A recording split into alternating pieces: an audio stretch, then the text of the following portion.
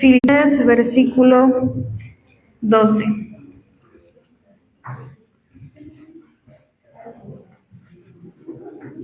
Amén. Está ahí la carta a los Filipenses, capítulo 3, versículo 12. Amén. Dice así: en el nombre del Padre, del Hijo y del Espíritu Santo. No que lo haya alcanzado ya, ni que ya sea perfecto, sino que prosigo por ver si logro así aquello para lo cual fui también asido por Cristo Jesús.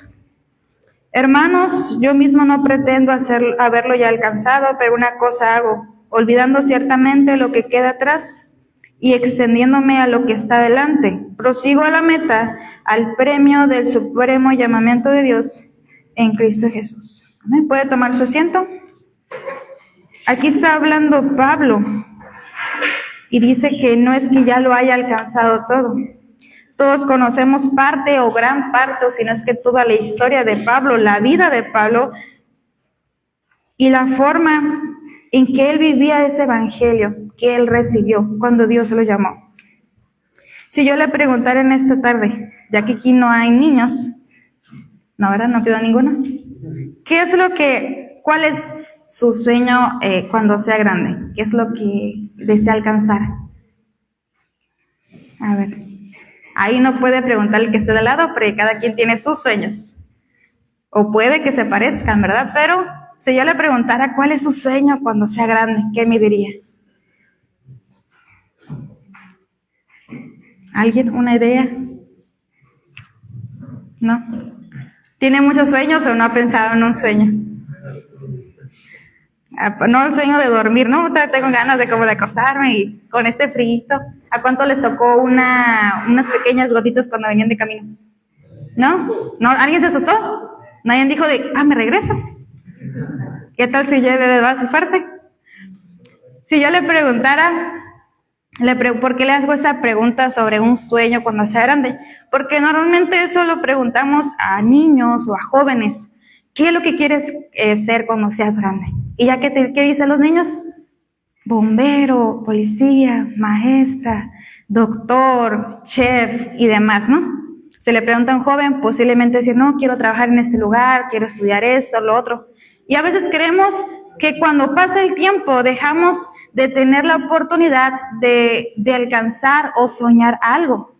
Pero en esta tarde, a través de la palabra, vamos a conocer que no importa la edad, no importa la situación en la que estemos, todos tenemos una meta que alcanzar.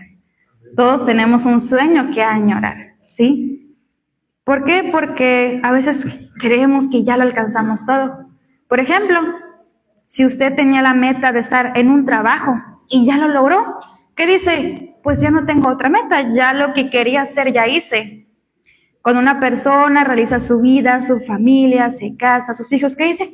Pues ya hice todo, ¿sí? Ya lo que quería hacer lo hice, ya tuve ese sueño, lo estoy viviendo, ya está.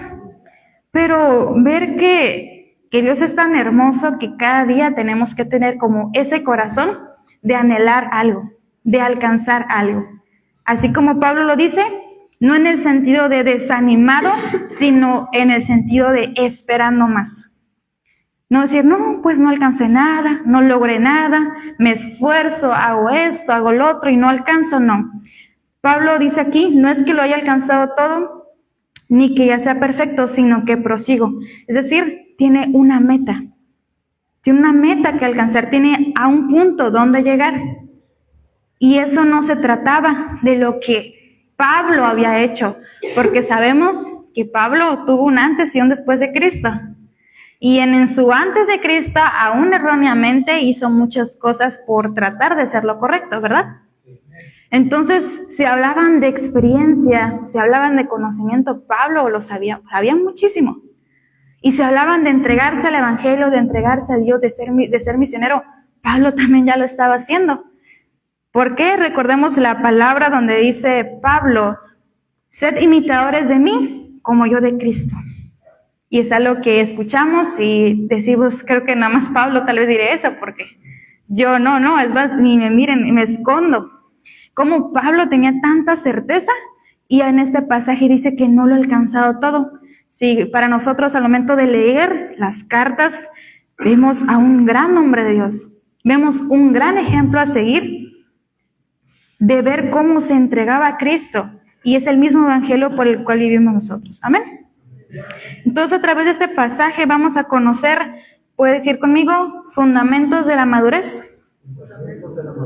Y le puede preguntar al que está a su lado, dile, ¿te consideras maduro o no maduro? ¿Un cristiano maduro o un cristiano inmaduro? Dile al que esté de al lado. Dile, a ver, ¿cómo te consideras? ¿Maduro o inmaduro? ¿Ya le contestó? Que digas, no me digas. Y ahora le puede preguntar, ahora al revés. Puede preguntarle, dice, ¿me consideras un cristiano maduro o inmaduro? A ver, el que está a su lado. A ver, pregúntale, ahora, ¿cómo me consideras? ¿Cómo me miras? ¿Tú que me conoces? Si es su esposo, su esposa, su pareja, si es su hijo, su hija, que lo conoce perfectamente. ¿Qué le contestó? Que dijo, ¿quieres que te lo diga o lo sabes? Vamos a conocer los fundamentos de la madurez y 3 puntos vitales o importantes que debemos saber. Número 1, la búsqueda de la madurez. Número 2, el modelo de la madurez. Y número 3, la perspectiva de la madurez. Entonces estamos leyendo el versículo 12 y 13. Y vemos aquí que Pablo está diciendo algo, y vamos a entrar a este punto de la búsqueda. Es decir, Pablo explica, da a conocer que no lo ha alcanzado todo, pero que sigue avanzando y que prosigue con ello. Dice el versículo, vamos a irnos al versículo 8 ahí mismo, dice, y ciertamente aún estimo todas las cosas como pérdida por la excelencia del conocimiento de Cristo Jesús, mi Señor, por amor del cual lo he perdido todo y lo tengo por basura para ganar a Cristo, y ser hallado en Él, no teniendo a mi propia justicia, que es por la ley, sino por lo que es la fe de Cristo, la justicia que es de Dios por la fe, a fin de conocerle y el poder de su resurrección y la participación de sus padecimientos, llegando a ser semejante a Él en su muerte. Y si en alguna manera llegase a la resurrección de entre los muertos, y continuamos el versículo 12. Aquí en el versículo 12 nos da como lo que se quiere alcanzar, y a veces parece que la madurez está lejos de, pero aún en este pasaje vemos que le explica más cerca. ¿Por qué? Porque dice Pablo que todo lo da por perdido. Todos los metas, objetivos que alcanzó en la vida, lo da por perdido con tal de vivir en Cristo. Es decir, morir a yo para que Cristo viva en nosotros. Amén. Entonces, hay algo que dice aquí Pablo y que dice que falta, que es la resurrección de entre los muertos. Dice, hay algo pendiente. Hay algo que trasciende más de ir a hacer misiones, de predicar, de padecer en las cárceles. Hay algo más. Por eso el versículo dice, no es que lo haya alcanzado todo, es decir, aún me falta. Y podemos ver como si Pablo tiene su currículum religioso de conocimiento. Dice, lo dejo a un lado, ¿sí? No es que va acumulando puntos para alcanzar algo, sino que deja eso porque entiende que la madurez espiritual no es un destino, sino es una búsqueda. Es una búsqueda constante. Como le decía, cuando nos preguntan qué sueñas con ser grande, qué deseas alcanzar, tal vez decimos, no sé, no tengo algo fijo, pues seguir en el lugar donde estoy. Pero la madurez no se trata de decir, eres ya maduro completamente o no lo eres, sino que es una búsqueda constante. ¿Por qué? Porque cada día nos cuesta seguir a Cristo, ¿amén? ¿O a cuántos es fácil? ¿Para cuántos es fácil el caminar al cristiano? Para mí no lo es, no sé para usted. ¿Por qué? Porque es lo bueno de esto, sino que cada día Dios nos enseña, que cada día somos transformados y que cada día estamos aprendiendo, ¿sí? Y es muy importante que Pablo deja esto y decir, esto no me va a dar madurez. Un conocimiento no me da madurez. Si estoy en la iglesia Punto de Gracia, 20 años, no me da madurez. Si me aprendí la Biblia de memoria, no me da madurez. ¿Qué es lo que nos da madurez? Poder encontrar y estar en esa situación, en este momento, donde dice la resurrección de entre los muertos. Y dice Pablo, eso aún me falta. Entonces significa que cada día voy a aprender a tener madurez espiritual. ¿Sí? Eso no quiere decir que vamos a actuar inmaduros. Como dice, y leíamos el pasaje al principio, dice que antes era niño y actuaba como niño. No justifica acciones que traten de retroceder, sino que eso nos impulsa a avanzar. Como dice, cuando éramos bebés, como leche espiritual, pero ahora que pasa el tiempo que uno va enseñando, ya es carne, ya es un alimento más sólido, ¿sí? No significa este pasaje que nos vamos a quedar con la leche, ¿sí? Significa que cada día ese alimento espiritual que necesitamos nos sigue preparando, ¿sí? Diga al que está al lado, no estés triste, dile. A veces pensamos de, híjole, yo pensaba que ya sí era maduro, o ya lo alcancé. ¿Y por qué será que Pablo como que niega, o en este caso nos da a entender que la madurez no es un destino, sino una búsqueda? Vemos aquí en la iglesia de los Filipos, dice el versículo 14, prosigo a la meta, al premio del supremo llamamiento de Dios en Cristo Jesús. Así que todos los que somos perfectos, esto mismo sintamos, y si otra cosa sentís, eso también os lo revelará Dios. Pero en aquello que hemos llegado, sigamos una misma regla, sintamos una misma cosa. Dice, si alguien de aquí dice, yo soy perfecto, tenga el mismo sentir en su corazón, ¿de qué? De proseguir, de avanzar, de aprender. ¿Por qué? Porque con una persona llega a un lugar, llega a un destino que dice, me conformo con eso. Ya he llegado, ya no tengo más que hacer, ya no espero más alcanzar. ¿Por qué? Porque, por ejemplo, a veces hacemos cosas, por ejemplo, como jóvenes, como con sus hijos. Le dice, haz esto. Dice, ya lo hice. Y a veces quedamos en la acción de hacer. Por ejemplo, yo leía, o en este caso me apareció un anuncio, no sé si usted lo ha visto, o si usted le llevaba a ver ahí, si dice, no, lo pasé por alto, pero decía, no confirmo, dice que a partir de este año creo que para entrar a la etapa media superior como preparatoria, no va a haber examen de admisión. ¿Alguien lo vio eso? ¿Es real o es mentira? Porque yo miré a la presidenta firmando. Dice que no va a haber. Entonces usted le dice a su hijo, ponte las pilas, ponte a estudiar en la escuela, échale ganas porque tienes que hacer examen y acuérdate que no todos pasan. ¿Y qué dice el hijo?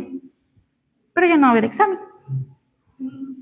Ya la presidenta me está apoyando para que entre. ¿Por qué? Porque dice aquí que el plan de quitar un examen o algo es como quitar una barrera que a muchos jóvenes les impide seguir estudiando. ¿Qué dice aquí alguien? ¿Por qué no entré después? Pues me hubiera esperado un poquito. ¿Y aquí cuánto le tocó hacer examen? ¿Sí? Pues a todos nos tocó hacer examen y uno se entra ese nervios de que es como, por ejemplo, en un trabajo. Todo el trabajador o todo que aspira a trabajar tiene una entrevista de trabajo para ver su perfil, su conocimiento, sus capacidades y demás. Y uno va nervioso porque dices, no, pues voy a presentar esto, sé hacer esto, mire, soy esto, soy responsable, soy proactivo, hago esto, hago lo otro. Ah, ok. Y pasas como ese nivel, ¿no? Vas pasando esos filtros, pero imaginemos que ahora en adelante digan, si esa persona quiere entrar a ese trabajo, lo puede tomar. No hay filtros, no hay restricciones, no hay preguntas, no hay entrevistas, nomás es si quiere. ¿Qué diría uno a eso? ¿Es injusto o es justo? Y dice, oye, pues a mí me tocó como 20 filtros y muy apenas el patrón quiso que estuviera este lugar.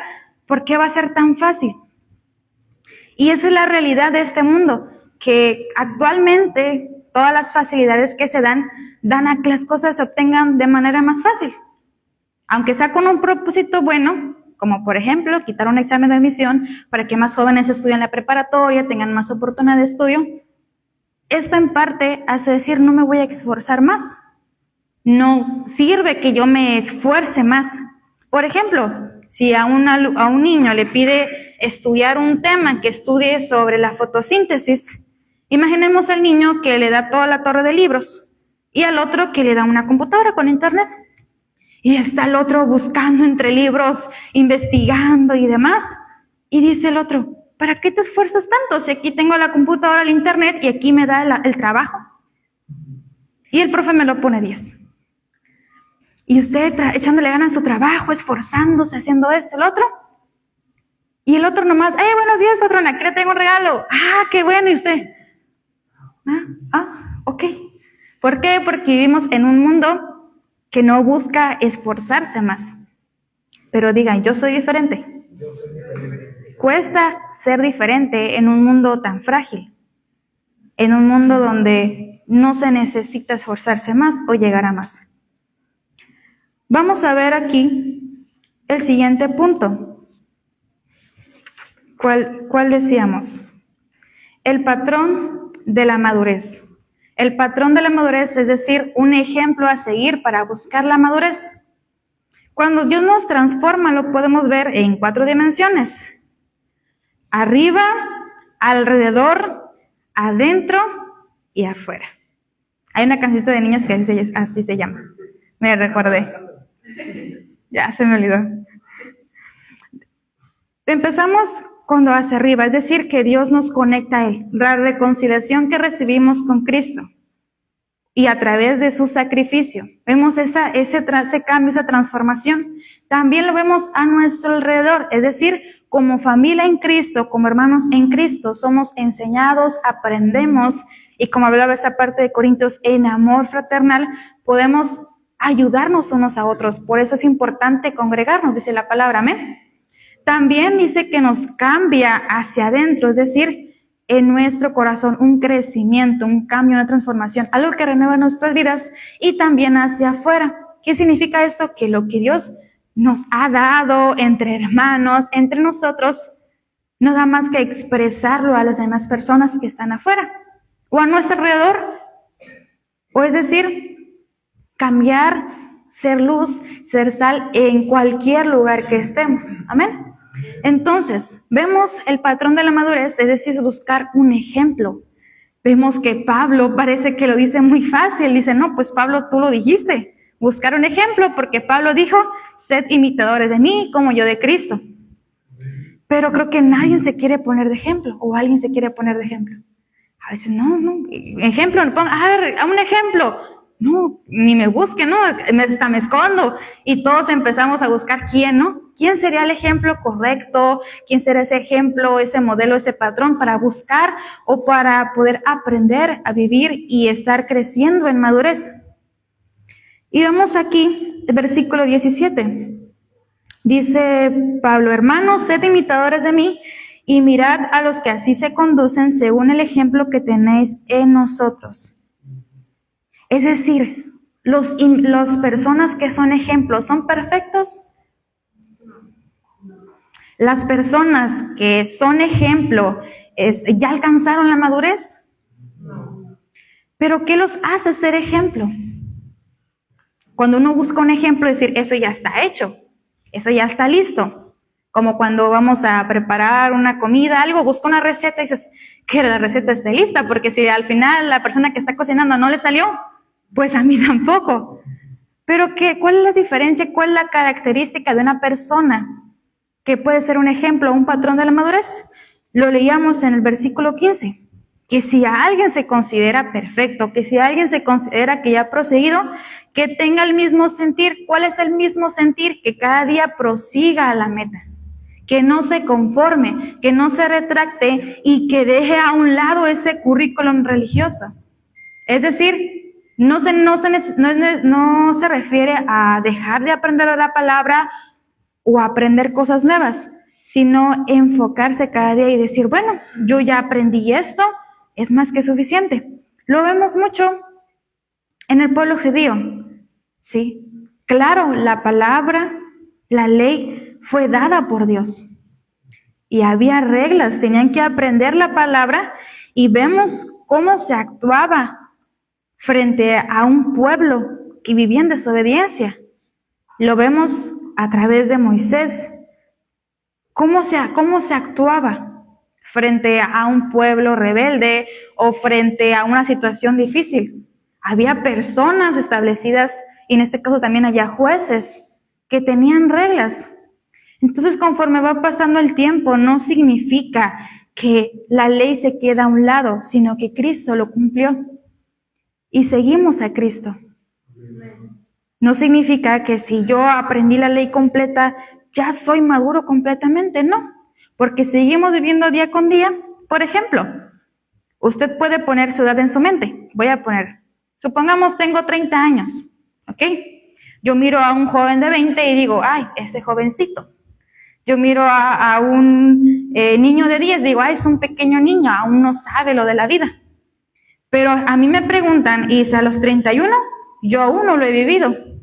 Significa que aún estoy aprendiendo, ¿sí? Yo meditaba esto con mis papás, porque si usted tiene hijos, usted puede ver cómo va aprendiendo a ser padre con sus hijos, y que no es igual. Cada uno es rebelde diferente. No, aunque uno dice, no, es que es el más calmado. No, todos tenemos un grado de rebeldía que es diferente y que el padre se va viendo de forma diferente, ¿sí? No significa que se trata diferente, que hace diferencia, sino que cada niño, cada hijo, cada hija aprende diferente. Así nosotros también. Así Dios con nosotros.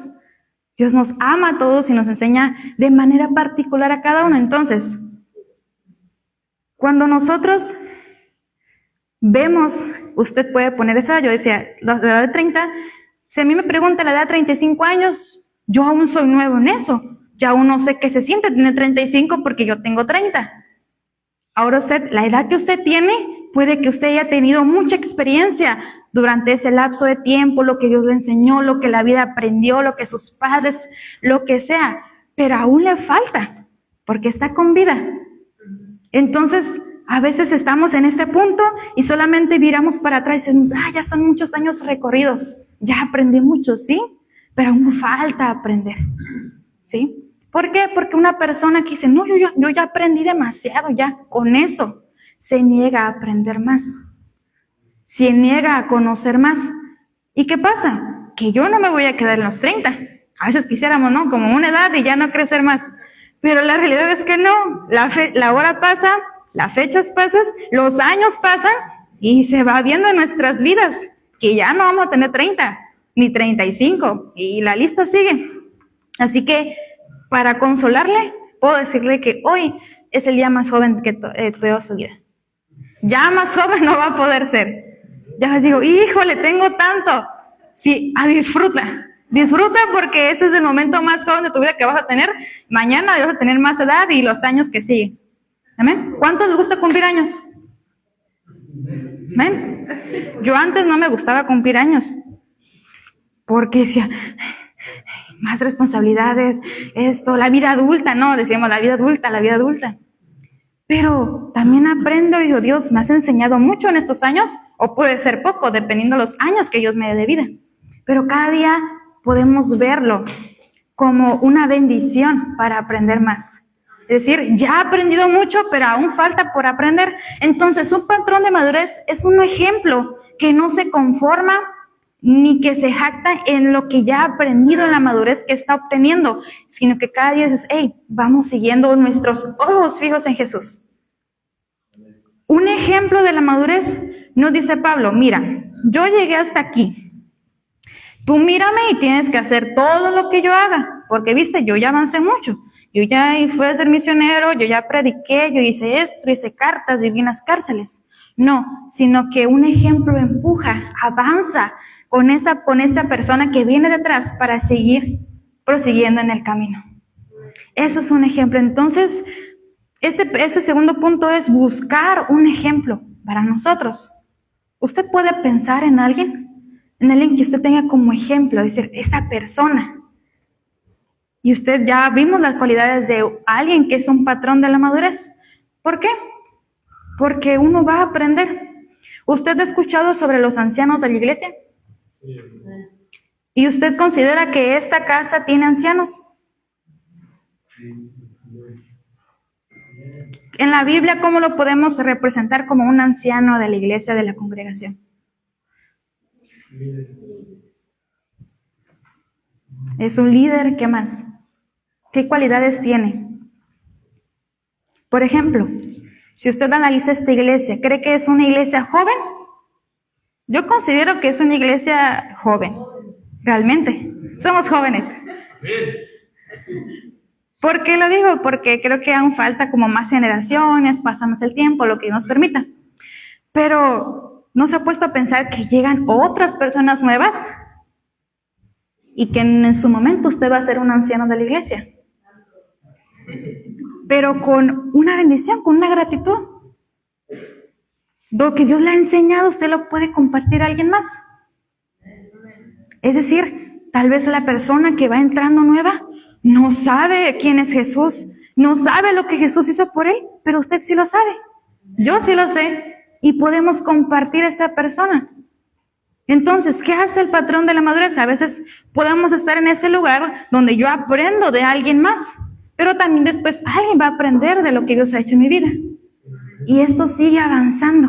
¿Por qué? Porque muchas veces tenemos el temor a que alguien siga nuestros pasos. Pero si usted tiene hijos, déjeme decirle que desde que nacieron ya ellos están siguiendo sus pasos.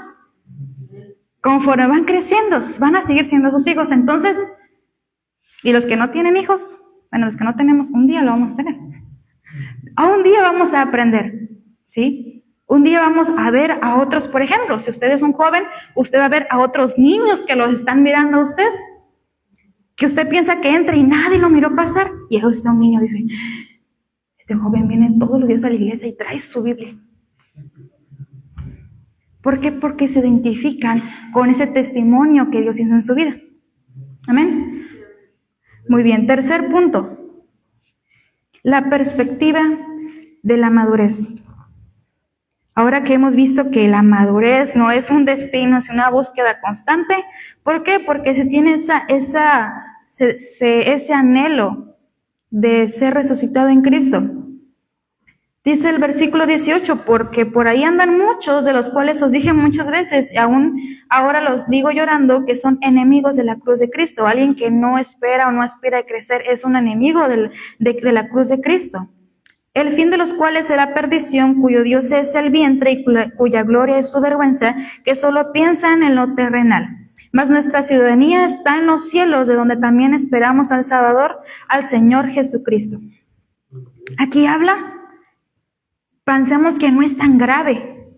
Pensamos que no es tan grave la soberbia, que no es tan grave el pensar que ya lo hemos alcanzado todo.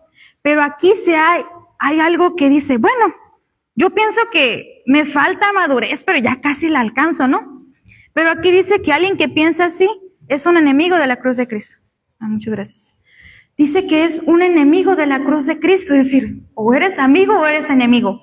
A veces siempre queremos poner como un tono gris, ¿no? Blanco, negro, no soy tan acá ni tan allá, un tono gris. Pero ¿qué dices? Si tú te estancas pensando que ya alcanzaste la madurez, que ya Dios no te va a enseñar o que ya te enseñó todo, entonces eres enemigo de la cruz de Cristo. ¿Por qué? Porque no tienes esa misión, ese enfoque. Y que también puedes detener a otros si están siguiendo tu ejemplo. Y dice, el fin de los cuales será perdición, cuyo Dios es el vientre, cuya gloria es su vergüenza. A veces parece sonar como que son personas que no conocieron de Dios, pero la realidad es que se refiere a personas, a los Filipos, que sí conocen de Dios, que conocen el Evangelio, pero que lo han como, ahora sí que puesto su propio camino, o su propio Evangelio, como lo quieren vivir. ¿Y por qué Pablo habla esto? Los Filipos se consideraba como una ciudad como muy parte de Roma. Entonces, cuando alguien en Filipo era decir como, no, es que ya tú tienes ciudadanía romana. Y los romanos en esa parte, en ese momento, pues en este caso tenían como, por decir, cautivos a los judíos. Entonces, si alguien era de sangre romana, es como, muy importante. Entonces esas personas dicen, bueno, pues yo soy sangre, o sea, sí creo en Cristo, no, sí creo en Dios, pero yo tengo sangre romana. Ustedes no lo saben, ¿verdad? Yo pertenezco a esta ciudad y yo con orgullo yo digo que soy romano. Entonces estas personas tienen esto y por eso que en este lugar había muchos como militares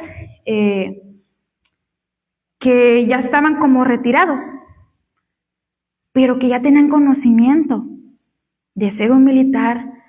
Por ejemplo, vemos cuando Pablo habla sobre la armadura. ¿Por qué Pablo conocía tanto de la armadura? Y hablaba, ¿no? Que el calzado, que la espada. ¿Ha visto ese pasaje? ¿Cómo hablaba? Tenían una armadura muy fuerte.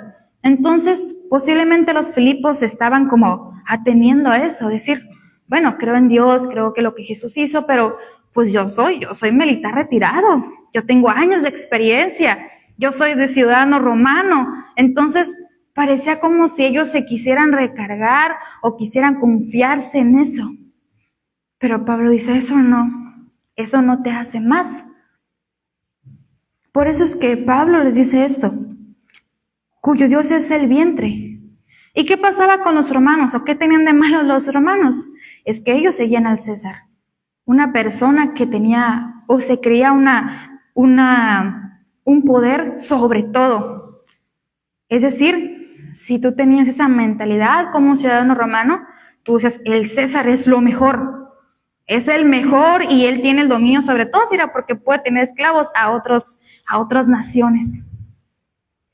Es una mentalidad que él tenía. A veces puede ser que inconscientemente, al crecer en este lugar, en este ámbito, ellos decían, bueno, pues somos romanos. Miraban a alguien más y no, pues tú no eres romano, no eres sangre fina. ¿Por qué? No, es que mis padres fueron romanos. No, mi papá era militar retirado, con decirte. ¿Y tú qué haces? No, yo no soy romano. Pues posiblemente era una iglesia así. Bueno, eso lo pongo yo, no, eso es una forma que yo lo puedo describir, pero usted puede reflejarse a través del pasaje y conocer por qué Pablo lo dice de esta manera, por qué Pablo toca este punto. ¿Por qué? Porque cada carta lo habla a una iglesia específica, en este caso a la vida de la persona misma. Y dice más, nuestra ciudadanía está en los cielos, de donde también esperamos al Salvador, al Señor Jesucristo.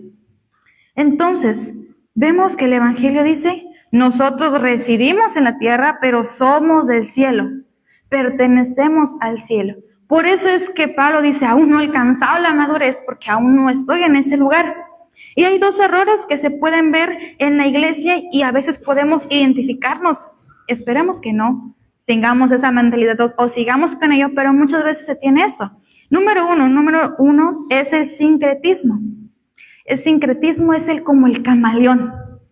Decir, yo soy cristiano, yo sigo a Cristo, soy nueva criatura, conozco lo que Dios ha hecho en mi vida, pero también miro a mi alrededor y miro la cultura, miro la sociedad, entonces soy cristiano, pero también como que llevo una vida que tampoco me vea muy diferente en la sociedad, ¿sí? Como si estoy ahí, por ejemplo, Filipo, que están ahí, es que yo soy cristiano, y de repente su familiar dice, no, pero el César va a destruir esos judíos que han pensado, que han esto, el otro. ¿Y qué dice el otro? Sí. Como por seguir la corriente, como por no ser rechazado, tiene esta forma de sincretismo, es decir, como un camaleón, como que aquí soy una cosa y acá soy otra, ¿sí? Y eso muchas veces se ve en las nuevas generaciones, como cristianos. Sí, sí soy cristiano, pero también vivo una vida cómoda, ¿sí? Cuando hablan de otras canciones, música secular, bueno, no es tan malo. Fíjate en la letra, no vas a encontrar groserías, eso no es malo. Es en la escuela, en el trabajo. Vivo una vida que sí soy cristiano, pero pues con mis compañeros no los menciono porque pues no me preguntaron. Pues como que ¿para qué? No hay que meter un tema en problema, ¿no? Yo me quiero juntar con este grupo de personas, pero pues ellos no hablan de eso, entonces mejor lo evito, ¿verdad? Y me evito de problemas. Ese es un punto, es como que tú vives, como que lo acomodas, como que tú lo amoldas a como tú crees que es más fácil.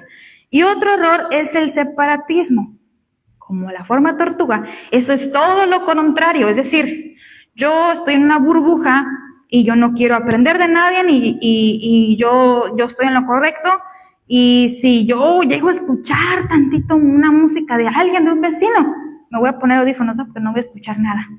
No le voy a hablar, ese compañero de trabajo no es cristiano, no, yo le voy a hablar.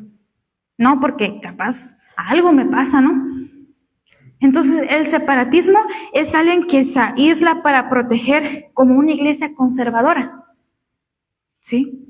Como que yo me protejo de todo, de todos. Y si una persona le preguntó, ¿eres cristiano? No, ok, no te hablo. Entonces vemos estos dos errores que tal vez muchos de nosotros o nos hemos puesto en un lugar, en un extremo o en el otro. Alguien que dice, está cómodo, lo mezclamos, es like, es tranquilo, y alguien que evita totalmente todo contacto con algo que no tenga que ver con Dios. Pero, ¿por qué son errores? Porque el sincretismo mantiene la presencia sin santidad. Y dice la palabra que sin santidad nadie verá al Señor. No significa que somos perfectos, no significa eso, pero que anhelamos acercarnos más a Dios. Y el separatismo es la santidad sin presencia. ¿Por qué? Porque vemos el ejemplo de Jesús. Jesús es perfecto, pero Él vino a la tierra como un ser humano, en carne física como nosotros, y compartió mucho, pero no perdió su santidad. Los judíos se sorprendían a verlo hablando con pecadores. Porque Jesús hasta invita, hasta cena con ellos, está con ellos, está cerca de ellos. Pero Jesús sabía su llamado. Esto no lo hacía desenfocarse de lo que Dios había dado a su vida, sino que se mantenía. Entonces vemos un claro ejemplo de ese equilibrio. Tal vez alguno de nosotros tendemos a querer vivir nuestra vida muy light, muy tranquila, sin ninguna preocupación, donde no nos cueste tanto, o queremos vivir una vida como religiosos, en el sentido de que creemos que solamente ese es el camino, esto es, y todo lo que está alrededor me puede alejar de Dios. Pero el punto está que si uno vive en una manera cómoda, como un camaleón, ¿cómo vamos a diferenciarnos en este mundo? Y la otra pregunta es, si queremos vivir como cristianos conservadores, ¿cómo vamos a mostrar el amor de Dios a otras personas? ¿Cómo vamos a poder hacer ejemplo? Vemos que estos dos puntos están en contra de lo que dice el Evangelio. Es mantenerte firme, mantenerte en santidad, pero vivir el Evangelio. Por eso es que la palabra no significa que sea malo el conocimiento, sino que lo vivamos y que lo apropiemos. Amén. La luz no puede ser luz si está escondida. La luz tiene una cualidad, necesita estar en un lugar alto, que se vea, que alumbre. Y la sal también, que lo que es en su consistencia, lo que puede provocar a su alrededor. Entonces, como iglesia, como cristianos, debemos vivir esta perspectiva de la madurez. Es decir, que nosotros sabemos dónde estamos, pero dónde pertenecemos. Estamos en la tierra, pero somos del cielo. Amén. Amén. Dice el versículo 20, mas nuestra ciudadanía está en los cielos, de donde también esperamos al Salvador, al Señor Jesucristo, el cual transformará el cuerpo de la humillación nuestra para que sea semejante al cuerpo de la gloria suya, por el poder con el cual puede también sujetar a sí mismo todas las cosas. Es decir, si usted se pregunta o se ha preguntado a lo largo de ese tiempo, ¿me considero soy una persona madura? Posiblemente no, claro, no lo he alcanzado, pero mi meta estoy enfocado. Es decir, si usted se ha acomodado, si usted dice, bueno, no ocupo esforzarme más, vamos a ir despacio, no hay que ir tan deprisa, Dios no me está presionando, Dios no me está obligando, sí. Pero también tenemos que saber y reconocer que el tiempo pasa. Ninguno de nosotros sabemos cuánto tiempo de vida en esta tierra tenemos. ¿Sí? Por eso decimos, ¿cuál es mi meta? ¿Cuál es mi plan? Puede ser que Dios nos dé 100 años más. Puede ser que Dios nos dé 20 años. Puede ser que Dios nos dé un día. o un segundo. No lo sabemos, no lo tenemos asegurado. Tal vez usted tiene una agenda planeada de aquí al 2026. O usted tiene una meta, no, yo tengo una meta a largo plazo, más o menos en 5 años voy a llegar. O posiblemente usted dice, no, pues ni tengo metas. Pero una mente enfocada sabe que cualquier día que pase es una oportunidad para crecer, para seguir en esa madurez. No conformarse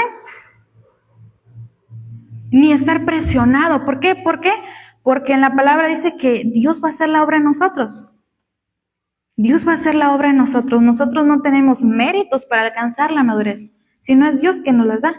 Con un corazón que es moldeado, que está aprendido, que está aprendiendo, que reconoce que necesita de Dios. Amén.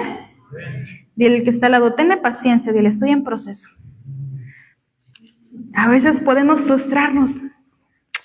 Me pasó algo. Hoy me pasó algo, bueno, ayer. Y la verdad, sinceramente, yo sí pues sí me estresé, me preocupé, me molesté conmigo misma, porque fue mi responsabilidad. El detalle es que ya iba saliendo de casa, iba a llevar a mi hermana a la escuela, y era de que cuando esas veces que ya agarra tus cosas y vámonos. Agarré, eché mis cosas, no todos. Y ya mi cartera.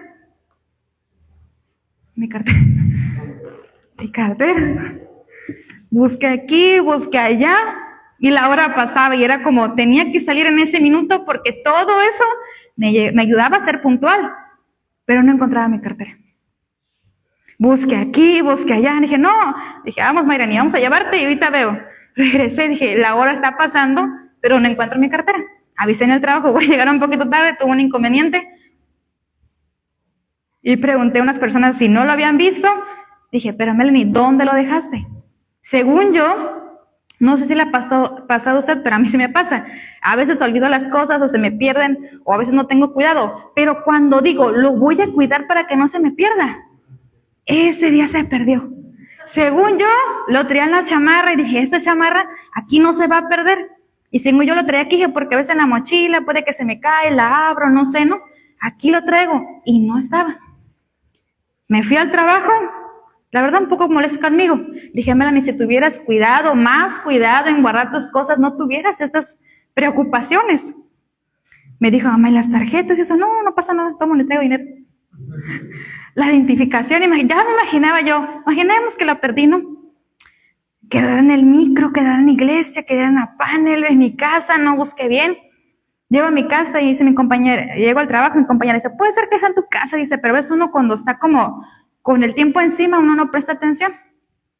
Y yo dije, puede que esté en la iglesia. Creo que cuando estuve con los niños, que veo que ahí está, creo, pero no tenía la certeza. Y sinceramente eso estaba pasando por mi mente todo el día, porque eso fue desde la mañana. A ver, Melanie, ¿qué hiciste? Agarraste tu cartera, el dinero, lo guardaste, echaste la cartera. Pues tiene que estar en la chamarra, pero no está en la chamarra. ¿Qué llegaste haciendo en tu casa? Hiciste esto, otro. Es que ahí debe estar. Bueno, yo creo que está ahí. Pasó el día y ya estaba esperando por llegar a la iglesia, pero primeramente quería encontrar mi cartera. Llego, abro la puerta y así como que fui con esos pasos de miedo, ¿no? Como cuando aseguras ahí, pero no quieres poner toda tu confianza porque imaginemos que no está, pues te desilusionas. Llegué al mueblecito, vi todo a mi alrededor, miro que no hay nada, muevo una carpeta y estaba aquí, lo dejé en la iglesia. Y yo creo porque ya ni me acuerdo, lo dejé porque me estaba incomodando y lo puse ahí. Y todo el día con esa frustración. ¿Por qué? ¿A qué va esta anécdota? Que vivir el evangelio no se trata de vivir preocupados. Es que si esto no funciona, todo se desarma, ¡fum! Cayó todo. No, porque cada día estamos aprendiendo. ¿Vamos a fallarle a Dios? Tristemente sí. Vamos a seguirle fallando a Dios. Pero el punto no es quedarnos ahí, sino nuevamente tomar la rienda y avanzar. No sé usted cómo se encuentra en su comunión con Dios. Usted dice, estoy muy lejos o siento que estoy muy cerca.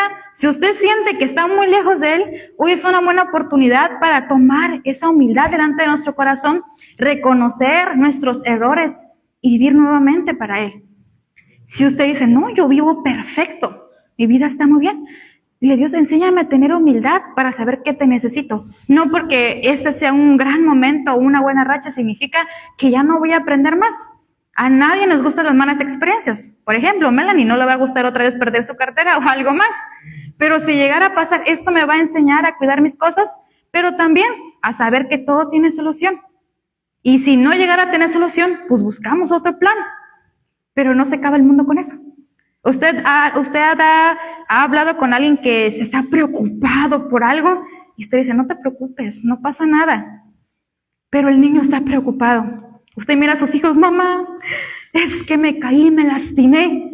Y el niño está sufriendo porque su rodilla está lastimada. Y usted dice, no, ¿cuántas veces no me he caído? Accidentados y esto acá con algo, con muletillas. Y aquí estoy vivo, gracias a Dios, ¿no? Y el niño está preocupado por eso.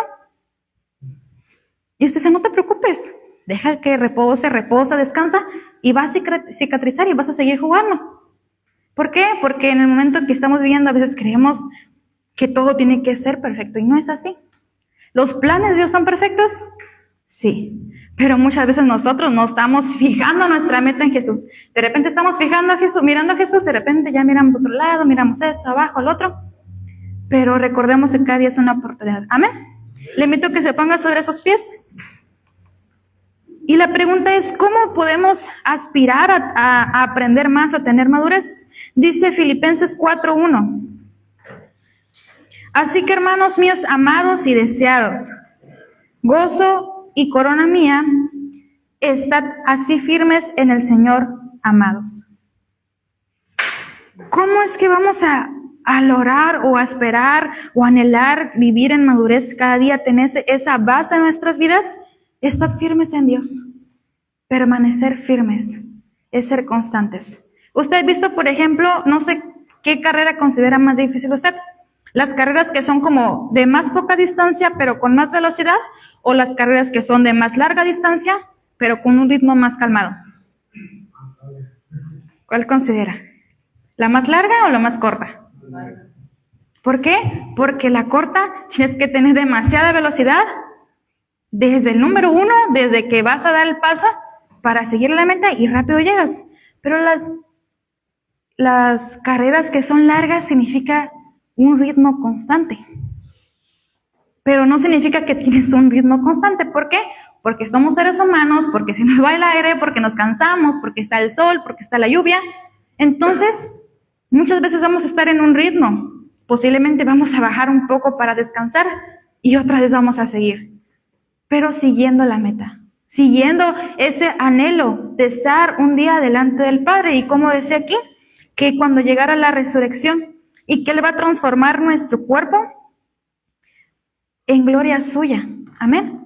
Entonces en esta tarde me gustaría que usted pudiera meditar cómo se encuentra su vida, si usted creía que ya había alcanzado todo, que ya había aprendido todo, o si se siente en un punto que siente que no está aprendiendo, y orar al Padre que Él pueda dar sabiduría, discernimiento, dirección, paz, para saber mantenernos enfocados en el llamado que nos ha dado. Amén. Señor, en esta tarde, Dios, oro por la vida de mis hermanos, Dios. Oro por cada uno de los que están en este lugar y la palabra que hemos recibido, Dios. Que a través de esta enseñanza, que a través de esta carta, Dios, podamos reconocer que necesitamos un cambio constante en nuestras vidas, Dios. De que somos nuevas criaturas, pero que también a lo largo de los días estamos aprendiendo. Que muchas veces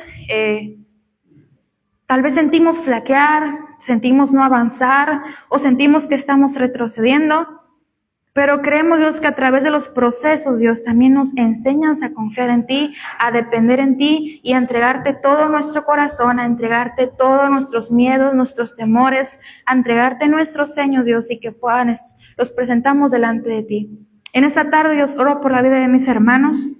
Oro, Dios, que podamos ser ese ejemplo para las personas, Dios, que no te conocen, para las personas que llegarán por estas puertas, Dios. Que a través de la obra que has hecho en nosotros, ese testimonio, Dios, vivo que representa nuestras vidas cada día, las personas puedan conocer tu amor, tu verdad y saber, Dios, la salvación que también tienes para ellos, Dios. Enséñanos, Dios, a no caer en una vida de religiosidad, de conformismo, o creer que lo hemos alcanzado todo, o que el conocimiento, la experiencia nos ha dado la completa madurez, sino que tengamos un corazón humillado delante de ti, Dios, que anhela cada día aprender, Señor, y proseguir la meta unánimes como iglesia, como cuerpo en Cristo, saber, Dios, que un día estaremos delante de ti. Enséñanos, Dios, a mantener nuestros ojos en ti y a reconocer, Dios, que nuestra vida está en tus manos. En el nombre de Jesús, amén. Amén. Así dejo el lugar a quien corresponde.